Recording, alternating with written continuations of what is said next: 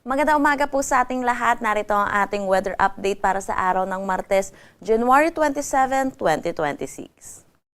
Wala naman tayong minomonitor na anumang bagyo or low pressure area sa loob at labas ng ating Philippine Area of Responsibility. Pero patuloy ang pag-iral ng northeast monsoon or amihan dito sa buong Luzon at Visayas. Samantala, itong shear line po natin, yung kaulapan na dala nito ay bahagyang lumayo dito sa ating kalupaan. Pero inaasahan pa rin po natin na may dala pa rin itong mga pag-ulan sa ilang bahagi ng Eastern Visayas at Caraga.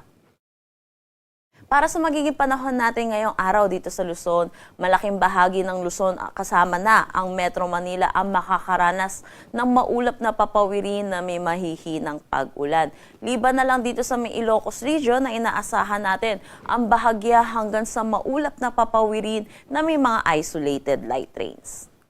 Agwat ng temperatura para sa Metro Manila 23 to 30 degrees Celsius, Lawag 21 to 30 degrees Celsius. For Tuguegarao, asahan natin ang 19 to 27 degrees Celsius, Baguio 13 to 22 degrees Celsius. For Tagaytay, 21 to 28 degrees Celsius at Legazpi 24 to 30 degrees Celsius.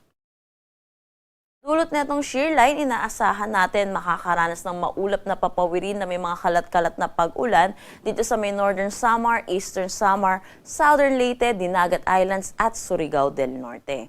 Samantala, sa nalalabing bahagi naman ng Visayas kasama na rin ang Palawan, dulot ng northeast monsoon, makakaranas sila ng bahagya hanggang sa maulap na papawirin na may mga isolated light rains.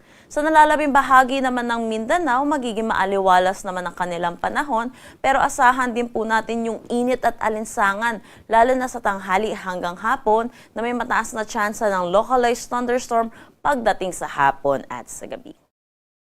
Agwat ng temperatura para sa Puerto Princesa at Kalayaan Islands, 23 to 30 degrees Celsius, Iloilo at Tacloban, Cagayan de Oro, 24 to 29 degrees Celsius, Cebu, 25 to 29 degrees Celsius, Zamboanga, 22 to 33 degrees Celsius, at Davao, 24 to 30 degrees Celsius.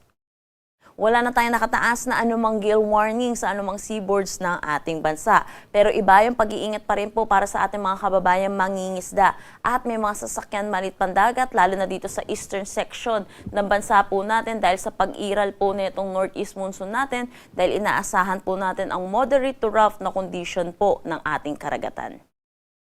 Ang sunrise mamaya ay 6:25 a.m. at ang sunset mamaya ay 5:53 p.m.